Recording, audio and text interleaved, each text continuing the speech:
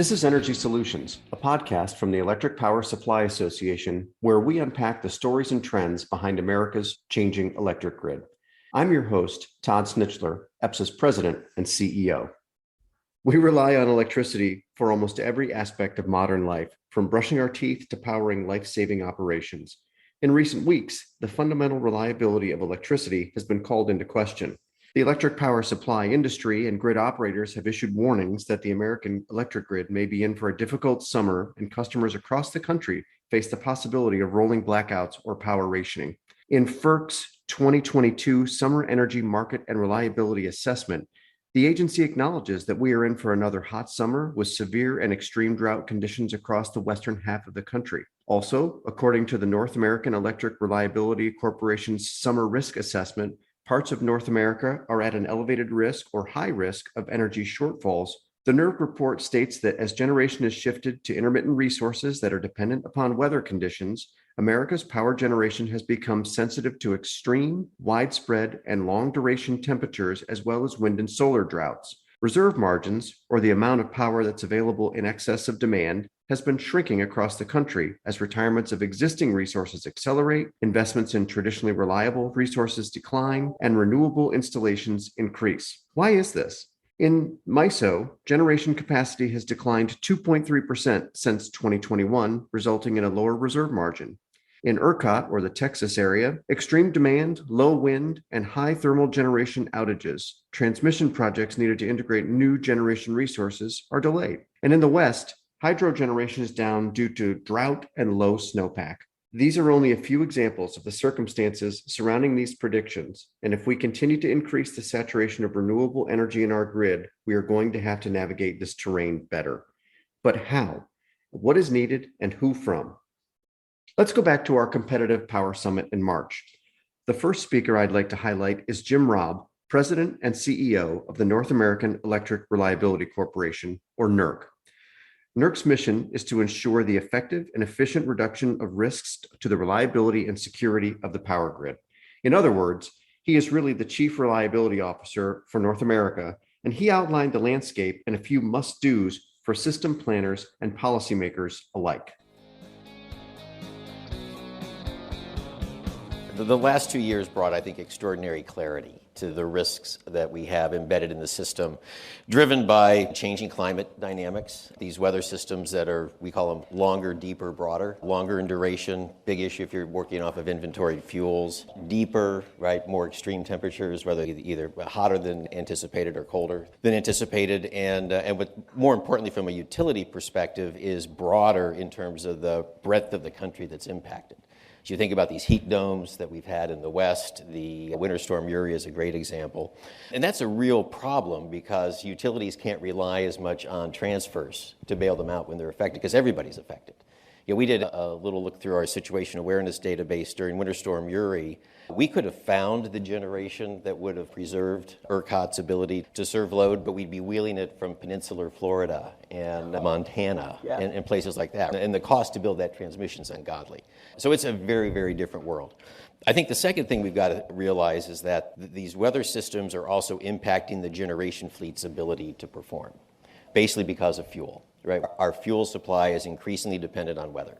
That's clearly true in the case of wind and solar, but also true of natural gas, right? Particularly during cold events. The gas won't show up because it'll be preserved to serve LDC load in every jurisdiction that I know of.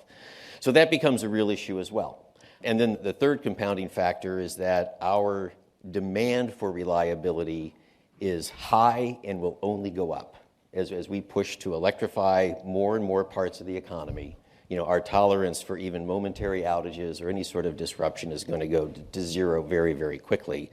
So at a time where we're putting much more, I shouldn't say necessarily more risk, but different risks out on the system than what we've dealt with. So what does that all mean from a reliability perspective? One is we really need much, much better situation awareness between the system operators, the generators, and importantly, the fuel suppliers. Because that's been the one common link I've seen in our assessments of major reliability events driven by weather. That was true in 2011, it was true in the 2018 cold weather event, and it was certainly true in Winter Storm Uri. Right, the system operator and the generators just didn't know whether their fuel was going to show up, what their plant could perform to. And so the operators are scrambling, trying to make decisions in real time that they should have had the ability to plan for. So finding some mechanism to get much better situation awareness across the system is a really important deal. I think the second thing that we have to come to grips with is that the way we've thought about reliability and resource adequacy absolutely needs to change. Right? We've spent all of our time, all of us in this room grew up in a world where you look to see what your peak load was going to be, make sure you had enough capacity to serve that plus a margin, and then you figured you could serve every other hour of the year. You can't do that anymore because the fuel supply is no longer guaranteed to be there. So we really need to change our mindset away from capacity and a reserve margin equaling reliability to the ability to really assess, can we perform, can we deliver energy to customers as demanded 24 hours a day, 7 days a week, 52 weeks a year? And that requires a very different mindset and different planning paradigm. So those are the two things that jump out at me, right? The way we plan and operate the system, and then the need for new situation awareness for these extreme weather events, which frankly may be extreme, but they're not uncommon and becoming more routine. Jim's comments focus on improving the way we plan and operate the system, and an equally important need for new situational awareness across all the puts and takes of the grid. He astutely notes that these weather events may be extreme, but they're not uncommon and becoming more and more routine. Our next panelist, Manu Asthana, President and CEO of the PJM Interconnection, agreed with Jim's assessment of the importance of situational awareness and coordination. Manu then went on to address the global issue of climate change and the role that competitive markets have to play.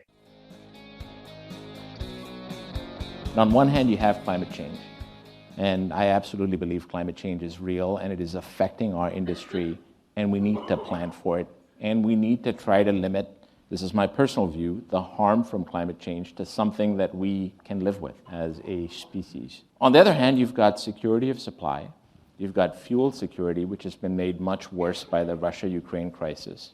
You've got affordability, and as Jim said, ERCOT was a really sobering reminder that modern society has no tolerance for extended power outages. And we're in this period of a lot of transition, a lot of churn, and it's being driven by policymakers, it's being driven by consumers, as Todd said in his opening address, it's being driven by technology changes. And we're not a policymaker, so we see our role as trying to enable reliability and affordability through this transition, but to help and to facilitate the achievement of our policymakers' objectives. That's a lot of transition all at once, and it's a lot to ask of one market, one set of markets. We've got one capacity market, one energy market, one set of ancillary services market. So how is one set of markets going to achieve all of those objectives for all of those different policymakers when the objectives aren't, they seem to be directionally the same and grappling with the same two overarching themes, but they're not the same. We have 13 jurisdictions and the District of Columbia, and all of their objectives are somewhat different. And so I think it's tempting to say, let's go back to a lack of markets. Let's go back to just central planning. And I think that would be a huge mistake. I think that markets, PJM's markets alone, but markets of our neighboring systems across the country and across the world have already demonstrated that they can facilitate a significant transition. If you think back to that chart that Todd threw up around PJM emissions going down 39% since the market opened, 33% in the last 15 years, that transition was facilitated by markets, by competition. And I strongly believe that markets will be the best way to facilitate the coming transition. Manu is correct. For the past 20 years, competitive power markets have proven that we are capable of supplying reliable, affordable, and increasingly clean power to millions of Americans. But we're asking more from our grid and more from our markets, things the construct wasn't designed to manage or value in its current design.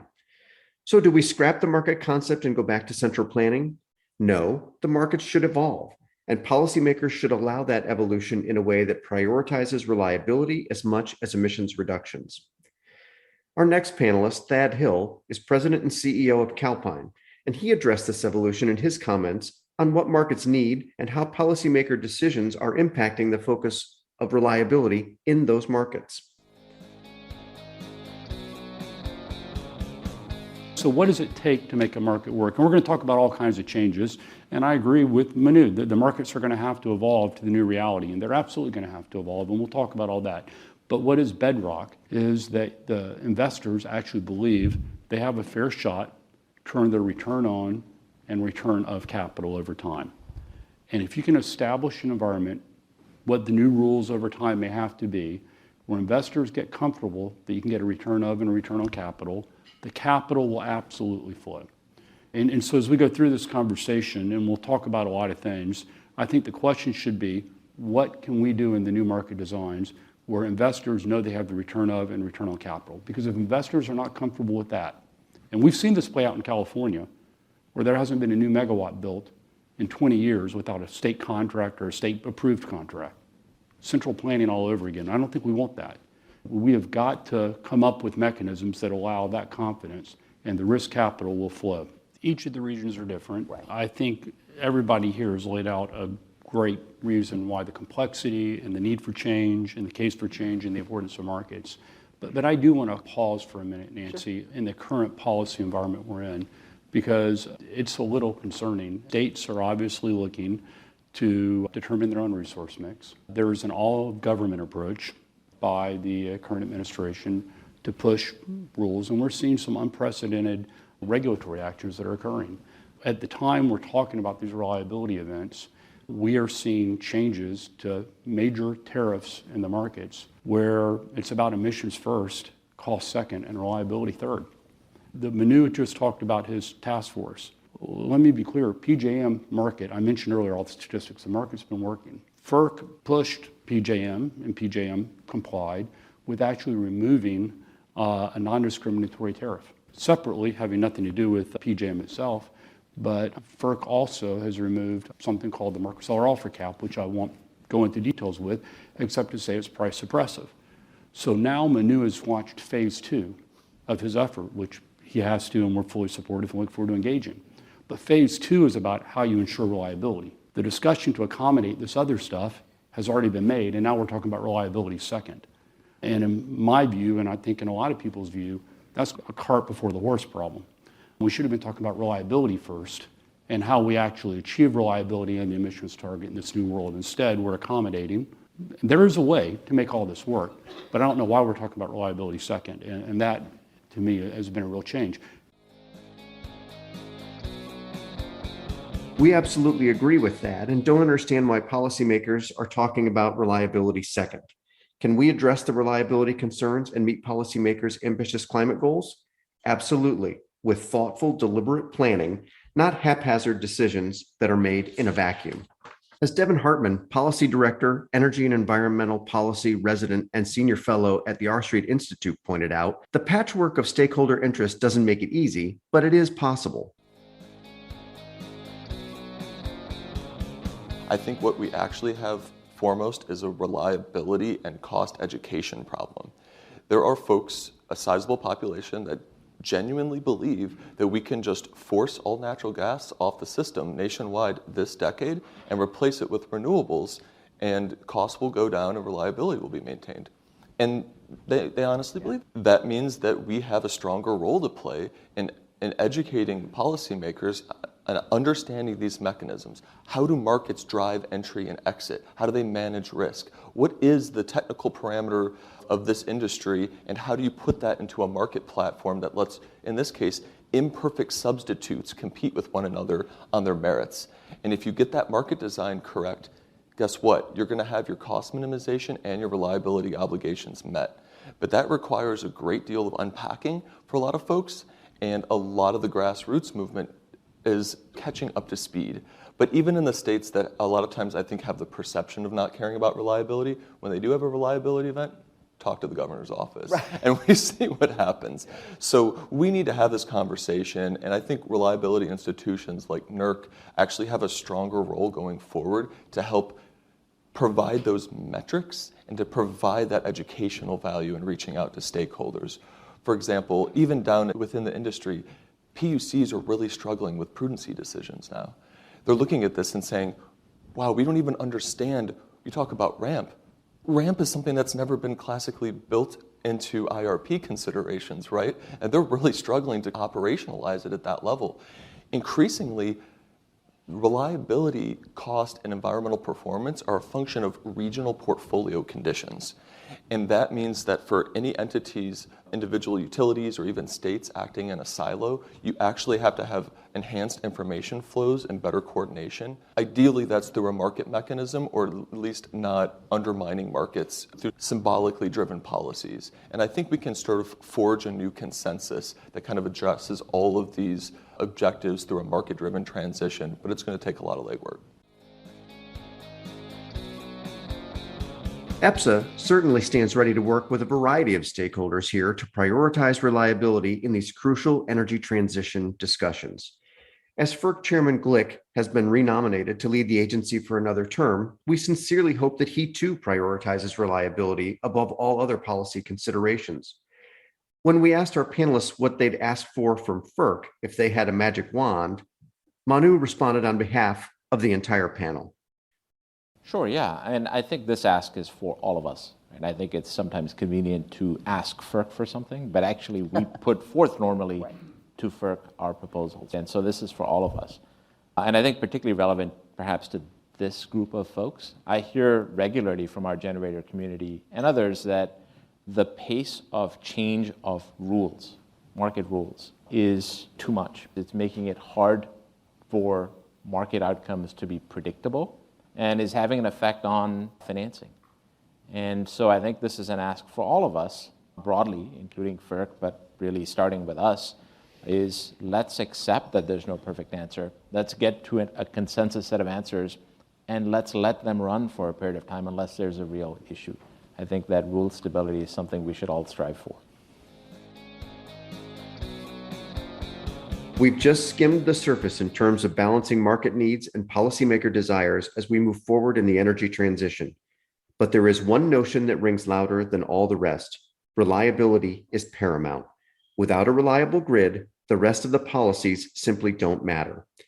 The tragic and extensive power outages in Texas last winter, along with the summer resource challenges much of the United States is experiencing, highlight the importance of a demonstrable commitment to power system reliability. EPSA and its members will continue to provide market-based solutions that prioritize reliability, diversify energy resources, and reduce emissions at the least cost to consumers. The challenges we face are not insurmountable, and we are ready to continue working with federal and state policymakers to advance sound energy solutions. For more information about reliability, please visit our website at epsa.org and follow us on Twitter at EPSA News and LinkedIn at Electric Power Supply Association.